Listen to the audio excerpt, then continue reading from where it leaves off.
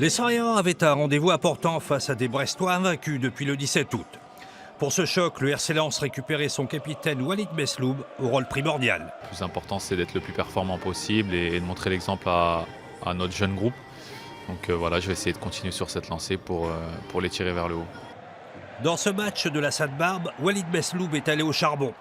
Le RC Lens était privé de Fabien Santonze et Aleksandar Radovanovic, gravement blessés.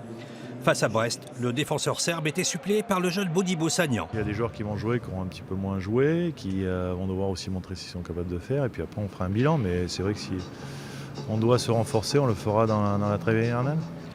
Les joueurs alignés dans ce choc ont en tout cas répondu présent, à l'image d'un Souleymane Diarra intenable. L'international malien est à l'origine du premier but, marqué contre son camp par le malheureux Yohan Kour à la 23e minute. Le même Diarra est à la conclusion du deuxième but, réussi encore une fois sur un contre, mené par Mounir Chouillard. Au repos, Lens mène 2-0. C'est une bonne performance, on avait besoin d'une victoire, on commençait à s'en approcher.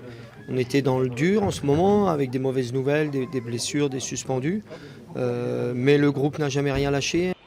Effectivement, les 100 et or vont assurer le résultat en deuxième mi-temps grâce à Jean-Louis Léquin qui réussit plusieurs interventions décisives. Le but brestois marqué par Gaëtan Charbonnier à la 85e minute n'empêchera pas les Lensois de renouer avec la victoire après 6 semaines de disette. Aujourd'hui, c'est bien d'avoir fait ce qu'on a fait à Lorient, c'est bien d'avoir fait ce qu'on a fait ce soir. Mais maintenant, dès demain, il faut se replonger sur un match de Coupe de France. Dès le Coupe de France fini, il faut se replonger sur le match de Clermont et finir contre Ajaccio. En attendant, joueurs et supporters ont célébré cette 9e victoire de la saison qui replace le RC Lens sur le podium de la Ligue 2.